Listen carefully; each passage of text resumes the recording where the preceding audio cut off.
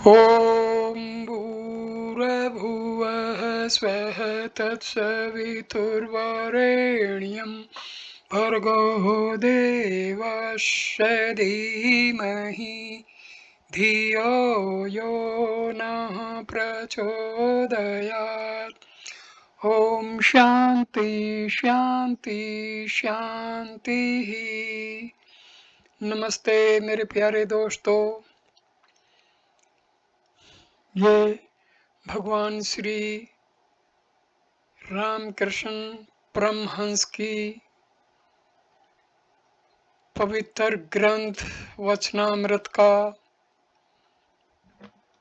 29वां video है।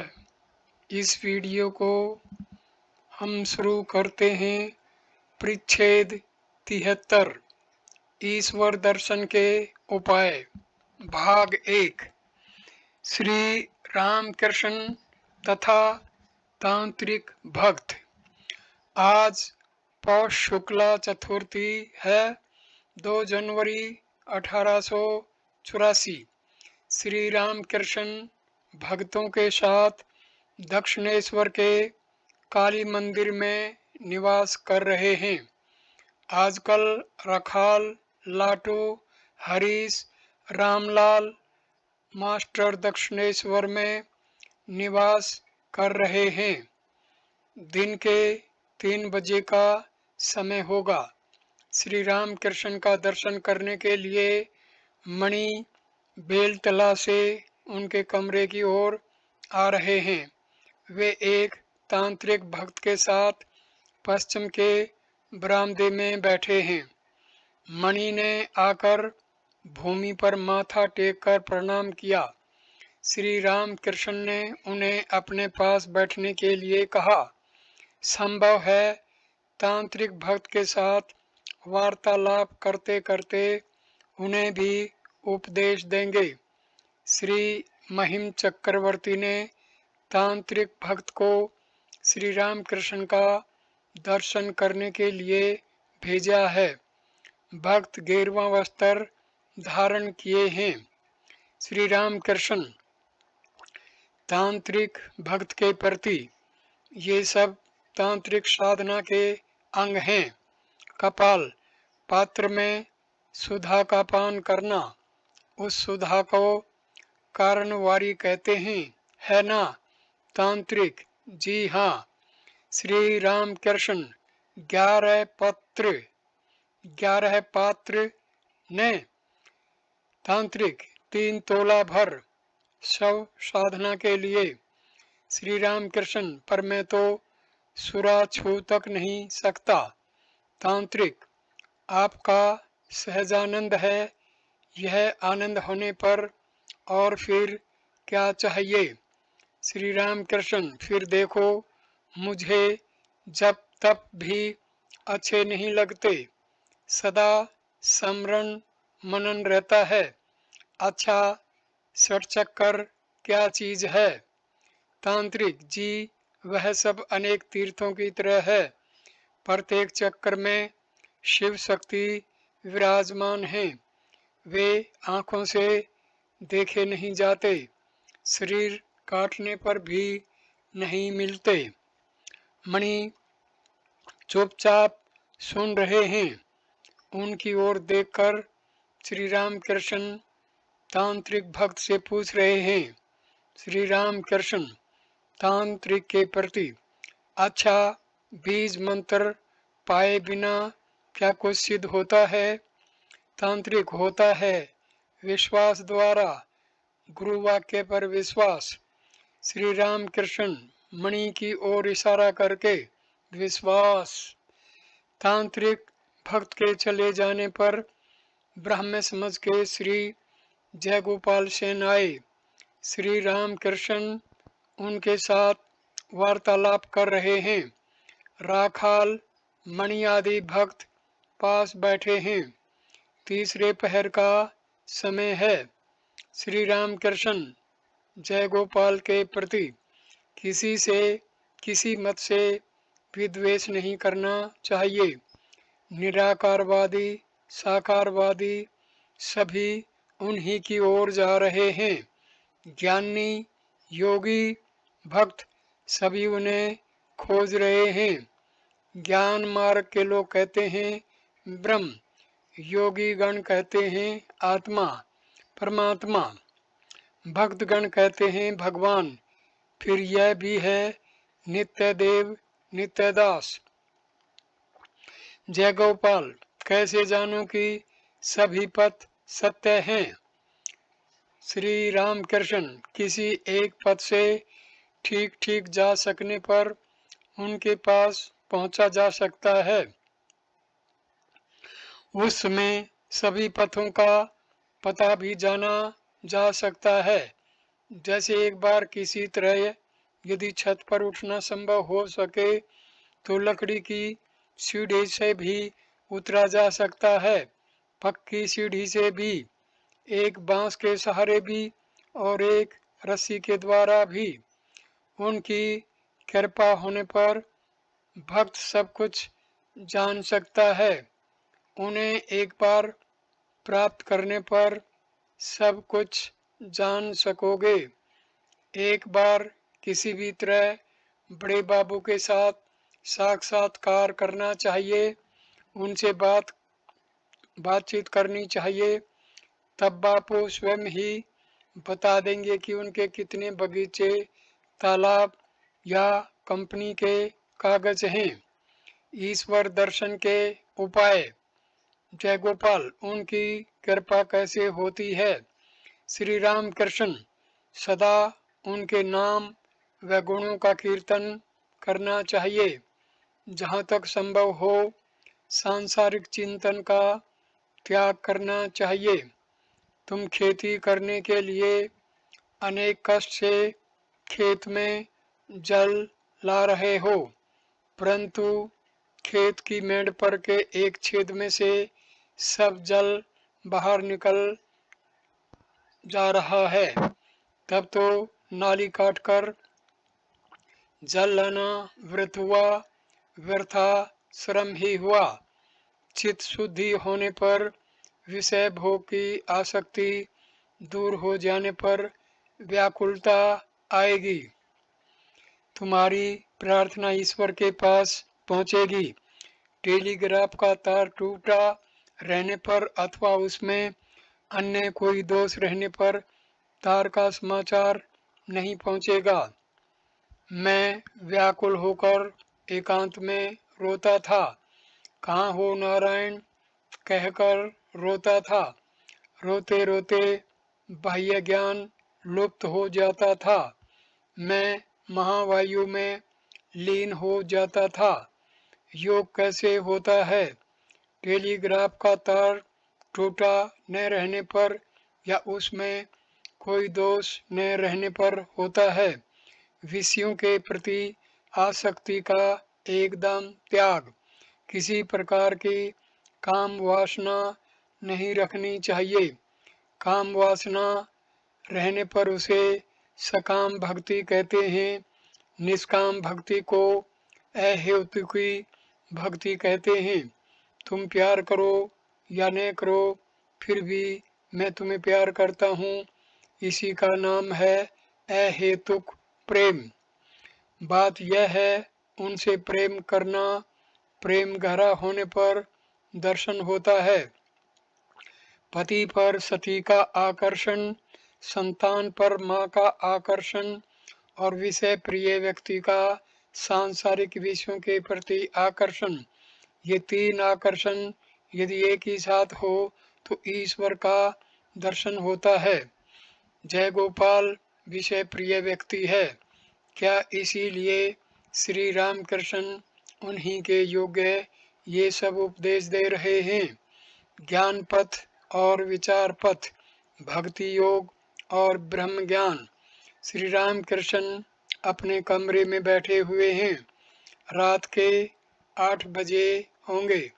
आज पूस की शुक्ला पंचमी है, बुधवार 2 जनवरी 1884। कमरे में राखाल और मणि हैं। श्री राम कृष्ण के साथ रहने का मणि का आज 31वां दिन है। श्री रामकृष्ण ने मणि को तर्क विचार करने से मना किया है। श्री रामकृष्ण राखाल से ज़्यादा तर्क विचार करना अच्छा नहीं। पहले ईश्वर है, फिर संसार। उन्हें पा लेने पर उनके संसार के संबंध में भी ज्ञान हो जाता है।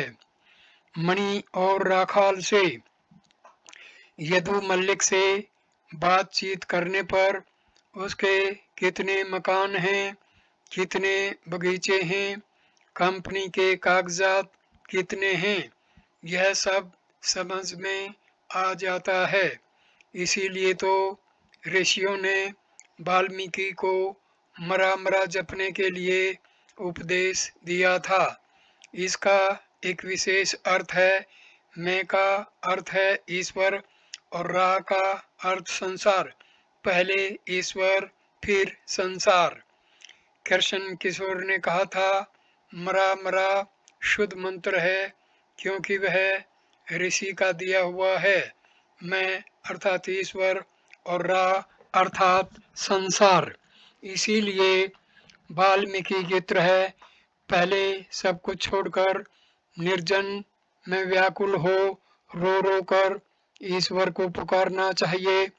पहले आवश्यक है ईश्वर दर्शन, उसके बाद है तर्क विचार शास्त्र और संसार के संबंध में मणि के प्रति। इसीलिए तुमसे कहता हूँ, अब और अधिक तर्क विचार न करना।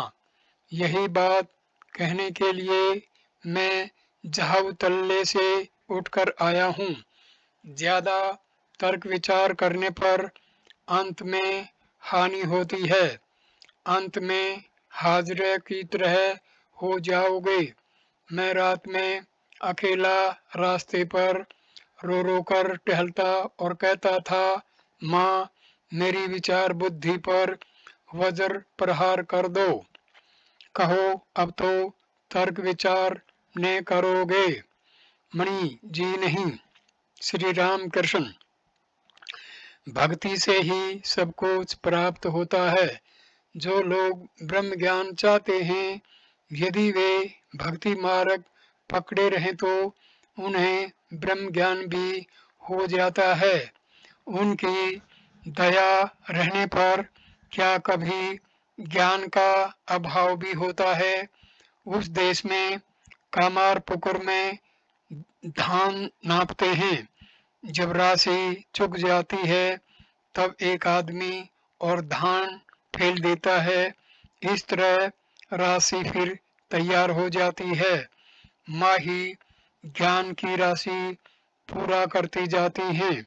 उन्हें प्राप्त कर लेने पर पंडित गण सब घास पात की तरह जान पड़ते हैं। पद्मलोचन ने कहा था, तुम्हारे साथ अछूतों के घर की सभा में भी जाऊंगा, इसमें भला हर्ज ही क्या है। तुम्हारे साथ चमार के यहाँ भी जाकर मैं भोजन कर सकता हूँ। भक्ति के द्वारा सब मिलते हैं। उन्हें प्यार कर सकने पर फिर किसी चीज का अभाव नहीं रह जाता। माता भगवती के पास कार्तिकेय और गणेश बैठे हुए थे। उनके गले में मणियों की माला पड़ी थी। माता ने कहा, जो पहले इस ब्रह्मांड की परिक्रमा करके आ जाएगा, उसी को मैं यह माला दे दूंगी। कार्तिक उसी समय फौरन ही मयूर पर चढ़कर चल दिए। गणेश ने धीरे धीरे माता की परिक्रमा करके उन्हें प्रणाम किया। गणेश जानते थे माता के भीतर ही ब्रह्मांड है। माँ ने प्रसन्न होकर गणेश को हार पहना दिया। बड़ी देर बाद कार्तिक ने आकर देखा कि उनके दादा हार पहने हुए बैठे थे। मैंने माँ से रो रो कर कहा था, माँ वेद वेदांत में क्या है मुझे बता दो। पुराण तंत्रों में क्या है मुझे बता दो। उन्होंने मुझे सब कुछ बता दिया है। कितनी बातें दिखाई हैं। सच्चिदानंद गुरु को रोज प्रातःकाल पुकारते हो ने? मणि, जी हाँ। श्री राम कृष्ण, गुरु कर्णधार हैं।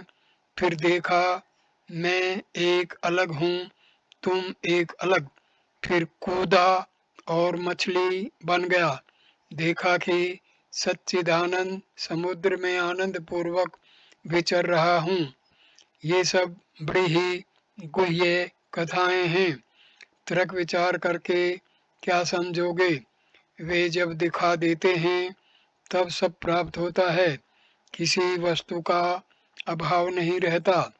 शुक्रवार 4 जनवरी 1884 ईस्वी, दिन के 4 बजे के समय श्री राम कृष्ण पंचवटी में बैठे हैं।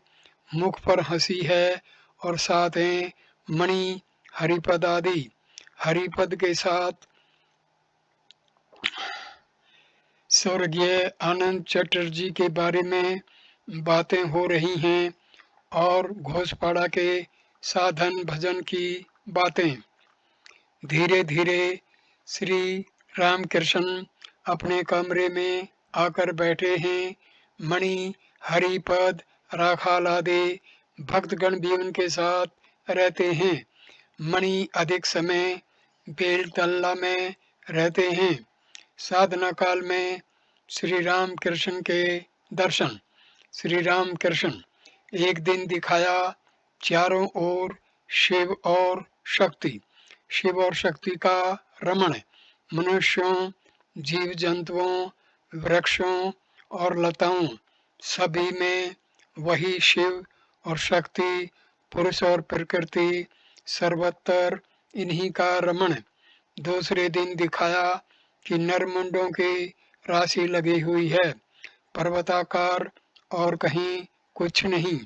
उनके बीच में मैं अकेला बैठा हुआ हूँ। और एक बार दिखाया महासमुद्र में नमक का पुतला होकर उसकी था लेने जा रहा हूँ। था लेते समय श्री गुरु कृपा से पत्थर बन गया। देखा एक जहाज आ रहा है, बस उमड़ पड़ा। श्री गुरुदेव कर्णधार थे। श्री राम कृष्ण मणि के प्रति और अधिक विचारने करो, उससे अंत में हानि होती है। उन्हें बुलाते समय किसी एक भाव का सहारा लेना पड़ता है। सखी भाव, दासी भाव, संतान भाव या वीर भाव। मेरा संतान भाव है। इस भाव को देखने पर माया देवी रास्ता छोड़ देती हैं शर्म से। वीर भाव बहुत कठिन है, शाक्त तथा वैष्णव बावलों का है। उस भाव में स्थिर रहना बहुत कठिन है। फिर हैं शांत, दास्य, सख्य और वात्सल्य तथा मधुर भाव। मधुर भाव में शांत, दास्य, सख्य और वात्सल्य सब हैं। मणि के प्रति तुम्हें कौन भाव अच्छा लगता है? मणि, सभी भाव अच्छे लगते हैं। श्री राम कृष्ण, सब भाव सिद्ध स्थिति में अच्छे लगते हैं। उस स्थिति में काम की गंध तक नहीं रहेगी। वैष्णव शास्त्र में चंडीदास तथा धोबन की कथा है। उनके प्रेम में काम की गंध तक न थी। इस स्थिति में प्रकृति भाव होता है। अपने को पुरुष मानने की बुद्धि नहीं रहती। मीराबाई के स्त्री होने के कारण रूप गोस्वामी जी उनसे मिलना नहीं चाहते थे। मीराबाई ने कहला भेजा, श्री कृष्ण ही एकमात्र पुरुष है। वृंदावन में सभी लोग उस पुरुष की दासियां हैं। क्या गोस्वामी जी को पुरुषत्व का अभिमान करना उचित था? सायंकाल के बाद मणि फिर श्री रामकृष्ण के चरणों के पास बैठे हैं। समाचार आया है कि श्री केशव सेन की अस्वस्थता बढ़ गई है। उन्हीं के संबंध में वार्तालाप के सिलसिले में ब्राह्मण समाज की बातें हो रही हैं। श्री रामकृष्ण मणि के प्रति, जी हाँ, उनके यहाँ केवल व्याख्यान ही होते हैं या ध्यान भी। वे अपनी प्रार्थना को शायद कहते हैं उपासना। केशव ने पहले ईसाई धर्म, ईसाई मत का बहुत चिंतन किया था। उस समय तथा उससे पूर्व वे देवेंद्र ठाकुर के यहाँ थे। मणि, केशव बाबू यदि पहले पहल यहाँ आए होते तो समाज संस्कार पर माथापच्ची न करते। जाति भेद को उठा देना, विधवा विवाह, ऐश्वर्य विवाह, सवर्ण विवाह, स्त्री शिक्षा आदि सामाजिक काम में उतने व्यस्त न होते। श्री रामकृष्ण, केशव अब काली मानते हैं। चिन्मयी काली, आद्याशक्ति और मामा कहकर उनके नाम गुणों का कीर्तन करते हैं। अच्छा, क्या ब्राह्मण समाज बाद में सिर्फ सामाजिक संस्कार की ही एक संस्था बन जाएगा? मणि, इस देश की जमीन वैसी नहीं है। जो ठीक है वही यहाँ पर जड़ पा सकेगा। श्री रामकृष्ण, हाँ, सनातन धर्म ऋषि लोग जो कुछ कह गए हैं वही रह जाएगा। तथापि ब्राह्मण समाज और उसी प्रकार के संप्रदाय भी कुछ कुछ रहेंगे। सभी ईश्वर की इच्छा से हो रहे हैं, जा रहे हैं। दोपहर के बाद कलकत्ते से कुछ भक्त आए हैं। उन्होंने श्री रामकृष्ण को अनेक गीत सुनाए थे। उनमें से एक गीत का भावार्थ यह है: माँ, तुमने हमारे मुंह में लाल चुसनी देकर भुला रखा है। हम जब चुसनी फेंक कर चिल्ला कर रोएंगे तब तुम हमारे पास अवश्य ही दौड़कर आओगी। श्री रामकृष्ण मणि के प्रति उन्होंने लाल चुसनी का नया ही गाना गाया। मणि जी, आपने केशव सेन से इस लाल चुसनी की बात कही थी। श्री रामकृष्ण, हाँ, और चिदाकाश की बात और भी कई बातें हुआ करती थी और बड़ा आनंद होता था। गाना, नृत्य सब होता था। परिच्छेद 74, मणि के प्रति उपदेश, भाग 1, कामिनी कांचन त्याग। श्री रामकृष्ण दोपहर का भोजन कर चुके हैं। 1 बजे का समय होगा। शनिवार 5 जनवरी 1884 ईस्वी। मणि को श्री रामकृष्ण के साथ रहते हुए आज 23वां दिन है। मणि भोजन करके नौबत खाने में थे। वहीं से किसी को नाम लेकर पुकारते हुए सुना। बाहर आकर उन्होंने देखा कि घर के उत्तर वाले लंबे बरामदे से श्री रामकृष्ण स्वयं उन्हें पुकार रहे थे। मणि ने आकर उन्हें प्रणाम किया।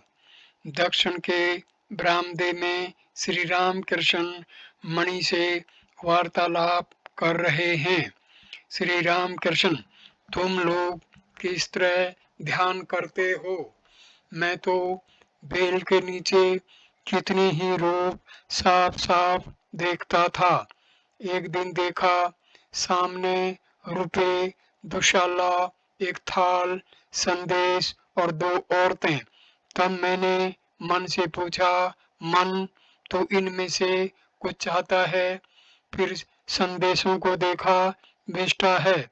औरतों में एक बुलाक पहने हुए थी, उनका भीतर बाहर सब मुझे दिखाई पड़ता था।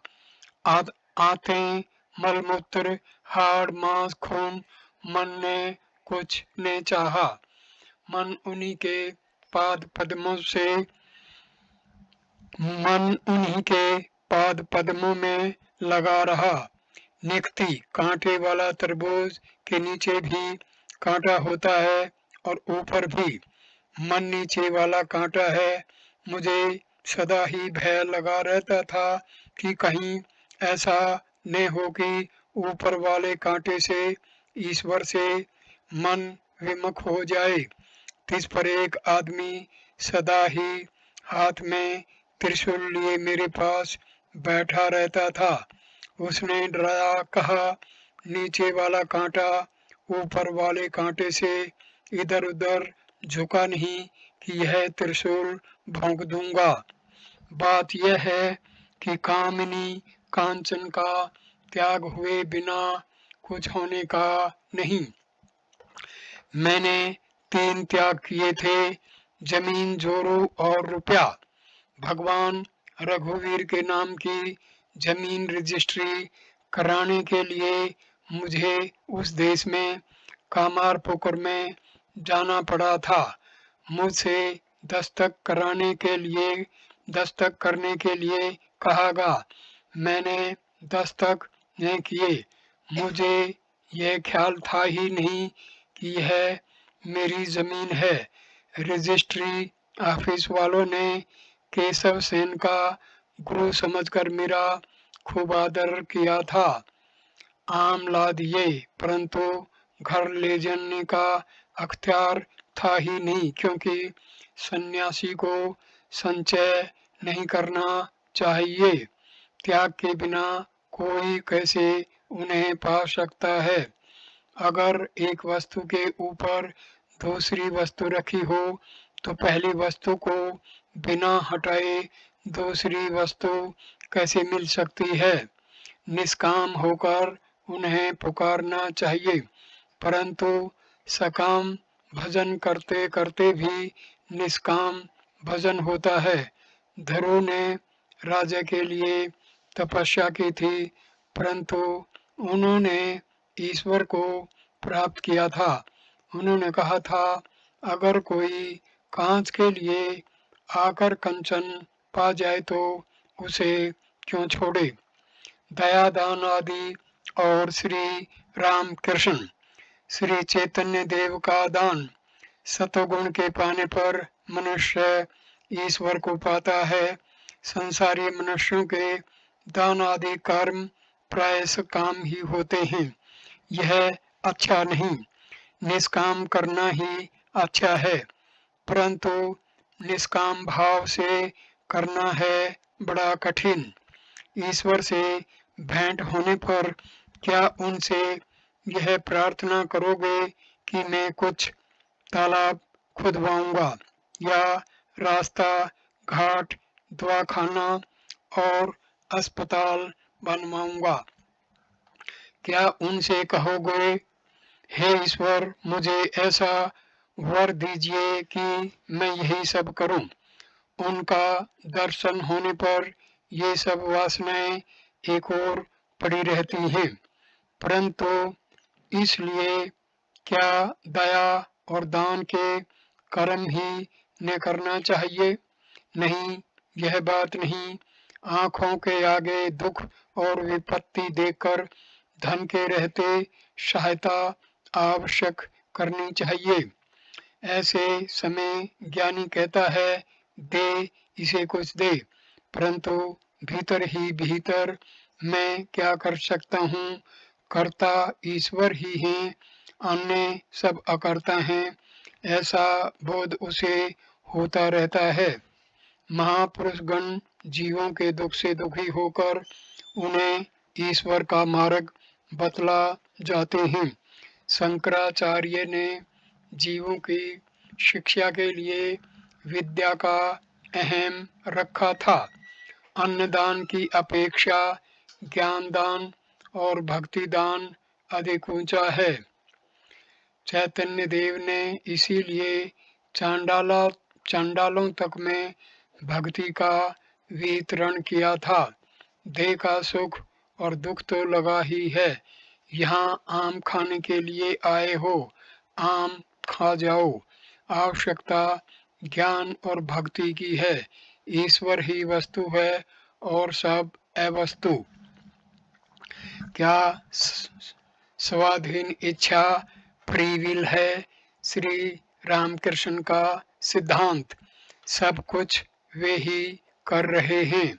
अगर यह कहो कि सब कुछ उनके मत्थे मढ़कर फिर तो मनुष्य खूब पाप कर सकता है, तो यह ठीक न होगा, क्योंकि जिसने यह समझा है कि ईश्वर ही करता है और जीव अकर्ता, उसका पैर कभी बेताल नहीं पड़ सकता।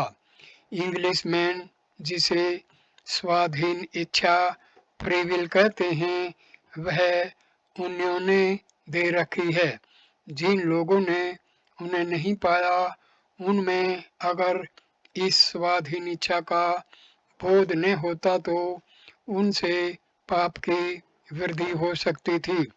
अपने दोषों से मैं पाप कर रहा हूँ, यह ज्ञान अगर उन्होंने न दिया होता तो पाप की और भी वृद्धि होती। जिन्होंने उन्हें पा लिया है, वे जानते हैं स्वाधीन इच्छा नाम मात्र की है।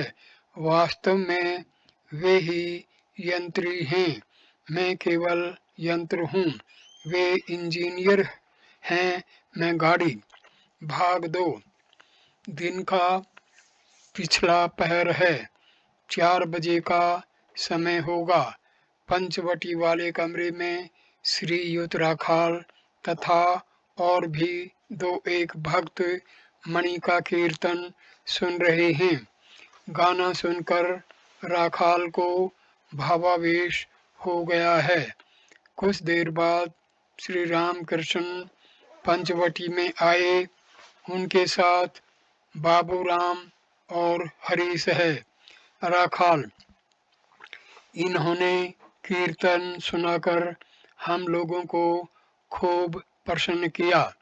श्री रामकृष्ण भावावेश में गा रहे हैं, हे सखी, कृष्ण का नाम सुनकर मेरे जी में जी आ गया।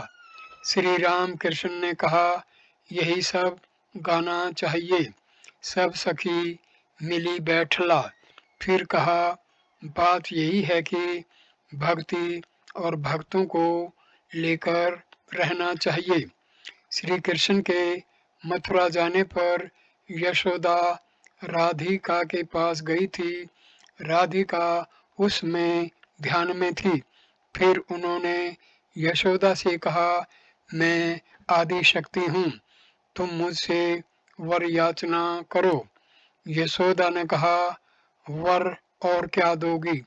यही कहो जिससे मन, वचन और कर्मों से उनकी सेवा कर सकूं। इन्हीं आँखों से उनके भक्तों के दर्शन हों। इस मन से उनका ध्यान और उनका चिंतन हो और वाणी से उनके नाम और गुणों का कीर्तन हो। परंतु जिनकी भक्ति दृढ़ हो गई है, उनके लिए भक्तों का संग न होने पर भी कुछ हर्ज नहीं है। कभी कभी तो भक्तों से विरक्ति भी हो जाती है, परंतु चिकनी दीवार पर से चूनाकारी धस जाती है। अर्थात वे जिनके अंतर बाहर सर्वत्र हैं, उन्हीं की यह अवस्था है। श्री रामकृष्ण झाऊ तल्ले से लौटकर पंचवटी के नीचे मणि से फिर कह रहे हैं, तुम्हारी आवाज स्त्रियों जैसी है। तुम इस तरह के गानों का अभ्यास कर सकते हो। भावार्थ: सखी, वह वन कितनी दूर है जहाँ मेरे श्याम सुंदर हैं। बाबूराम की ओर देखकर मणि से, देखो जो अपने आदमी हैं वे प्राय हो जाते हैं। रामलाल तथा और सब लोग अब जैसे कोई दूसरे हों। फिर जो लोग दूसरे हैं वे अपने हो जाते हैं। देखो ने बाबू राम से कहता हूँ, जंगल जा, हाथ मुंह धो, अब तो भक्ति अपने आत्मीय हैं। मणि, जी हाँ। चित्त शक्ति और चिदात्मा। श्री राम कृष्ण पंचवटी की ओर देखकर, इस पंचवटी में मैं बैठता था। ऐसा भी समय आया कि मुझे उन्माद हो गया। वह समय भी बीत गया। काल ही ब्रह्म है। जो काल के साथ रमण करती है वही काली है। आद्याशक्ति अटल को टाल देती है। यह कहकर श्री राम कृष्ण गाने लगे। भावार्थ, तुम्हारा भाव क्या है यह सोचते हुए यहाँ तो प्राण ही निकलने पर आ गए। जिनके नाम से काल भी दूर हट जाता है, जिनके पैरों के नीचे महाकाल पड़े हुए हैं, उनका स्वरूप काला क्यों हुआ? श्री राम कृष्ण आज शनिवार है, आज काली मंदिर जाना। बकुल के पेड़ के नीचे आकर श्री राम कृष्ण मणि से कह रहे हैं, चिदात्मा और चित्त शक्ति। चिदात्मा पुरुष हैं और चित्त शक्ति प्रकृति। चिदात्मा श्री कृष्ण हैं और चित्त शक्ति श्री राधा। भक्तगण उसी चित्त शक्ति के एक एक स्वरूप हैं। वे सखी भाव या दास भाव को लेकर रहेंगे। यही असली बात है। संध्या हो जाने पर श्री राम कृष्ण काली मंदिर गए। मणि माता का स्मरण कर रहे हैं, यह देखकर श्री राम कृष्ण प्रसन्न हुए। सब देवालयों में आरती हो गई। श्री राम कृष्ण अपने कमरे में तख्त पर बैठे हुए माता का स्मरण कर रहे हैं। जमीन पर सिर्फ मणि बैठे हैं। श्री राम कृष्ण समाधिस्थ हो गए हैं। कुछ देर बाद वे समाधि से उतरने लगे, परंतु फिर भी अभी भावपूर्ण मात्रा में हैं। श्री राम कृष्ण माँ से बातचीत कर रहे हैं। जैसे जैसे छोटा बच्चा माँ से दुलार करते हुए बातचीत करता है, माँ से करुणा स्वर में कह रहे हैं, माँ क्यों तूने वह रूप नहीं दिखाया, वही भुवन मोहन रूप। कितना मैंने तुझसे कहा, परंतु कहने से तू सुनेगी काहे को, तू इच्छामयी हो। श्री रामकृष्ण ने माँ से ऐसे स्वर में ये बातें कही कि जिसे सुनकर पत्थर भी पिघल कर पानी हो जाए। श्री रामकृष्ण फिर माँ से बातचीत कर रहे हैं। माँ, विश्वास चाहिए, यह साला तर्क विचार दूर हो जाए। उसका भरोसा क्या, वह तो जरा सी बात से बदल जाता है। विश्वास चाहिए। गुरु वाक्य में विश्वास, बालक जैसा विश्वास। माँ ने कहा वहाँ भूत है तो उसने ठीक समझ रखा है कि वहाँ भूत है। माँ ने कहा वहाँ हौवा है तो इसी को उसने ठीक समझ रखा है। माँ ने कहा वह तेरा दादा है तो समझ लिया कि बस 16 आने दादा है। विश्वास चाहिए। परंतु माँ उन्हीं का क्या दोष है, वे क्या करेंगे? विचार एक बार तो कर लेना चाहिए। देखो ने अभी उस दिन इतना समझाकर कहा, परंतु कुछ नहीं हुआ। आज बिल्कुल। श्री रामकृष्ण माँ के पास करुणापूर्वक गदगद स्वर से रोते हुए प्रार्थना कर रहे हैं। क्या आश्चर्य है, भक्तों के लिए माँ के पास रो रहे हैं। माँ, तुम्हारे पास जो लोग आते हैं उनका मनोरथ पूर्ण करो। सब त्याग न करना माँ, अच्छा, अंत में जैसा तुम्हें समझे पड़े करना। माँ संसार में अगर रखना तो एक बार दर्शन दे देना, नहीं तो कैसे रहेंगे। एक एक बार दर्शन दिए बिना उत्साह कैसे होगा माँ। इसके बाद अंत में चाहे जो करना। श्री राम कृष्ण अब भी भावावेश में हैं। उसी अवस्था में एकाएक मणि से कह रहे हैं, देखो तुमने जो कुछ विचार किया वह बहुत हो गया, अब बस करो। कहो अब तो विचार नहीं करोगे। मणि हाथ जोड़कर कह रहे हैं, जी नहीं, अब नहीं करूँगा। श्री राम कृष्ण बहुत हो चुका, तुम्हारे आते ही तो मैंने तुम्हें बतला दिया था तुम्हारा आध्यात्मिक ध्येय, मैं ये सब तो जानता हूँ। मणि हाथ जोड़कर, जी हाँ श्री राम कृष्ण, तुम्हारा ध्येय, तुम कौन हो, तुम्हारा अंदर और बाहर, तुम्हारी पहले की बातें, आगे तुम्हारा क्या होगा, यह सब मैं तो जानता हूँ।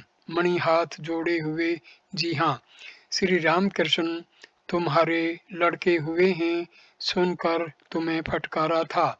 अब जाकर घर में रहो, उन्हें दिखाना कि तुम उनके अपने आदमी हो, परंतु भीतर से समझे रहना तुम भी उनके अपने नहीं हो और वे भी तुम्हारे अपने नहीं। मणि चुपचाप बैठे हैं। श्री राम कृष्ण फिर कहने लगे, अपने पिता को संतुष्ट रखना। अब उड़ना सीखा है तो भी उनसे प्रेम रखना। तुम अपने पिता को साष्टांग प्रणाम कर सकोगे न? मणि हाथ जोड़े हुए, जी हाँ श्री राम कृष्ण, तुम्हें और क्या कहूँ, तुम तो सब जानते हो, सब समझ गए हो। मणि चुपचाप बैठे हैं। श्री राम कृष्ण, सब कुछ समझ गए हो न? मणि, जी हाँ कुछ कुछ समझा हूँ। श्री राम कृष्ण, नहीं, तुम्हारी समझ में बहुत कुछ आता है। राखाल यहाँ है, इससे उसके पिता को संतोष है। मणि हाथ जोड़े चुपचाप बैठे हैं। श्री राम कृष्ण फिर कह रहे हैं, तुम जो कुछ सोच रहे हो वह भी हो जाएगा। श्री राम कृष्ण अब अपनी साधारण दिशा में आ गए हैं। कमरे में राखाल और रामलाल बैठे हैं। रामलाल से उन्होंने गाने के लिए कहा। रामलाल ने दो गाने गाए। श्री राम कृष्ण, माँ और जननी, जो संसार के रूप में सर्वव्यापिनी हैं वे माँ हैं, और जो जन्म स्थान है वे जननी। माँ कहते ही मुझे समाधि हो जाती थी। माँ कहते हुए मानो जगजननी को आकर्षित कर लेता था।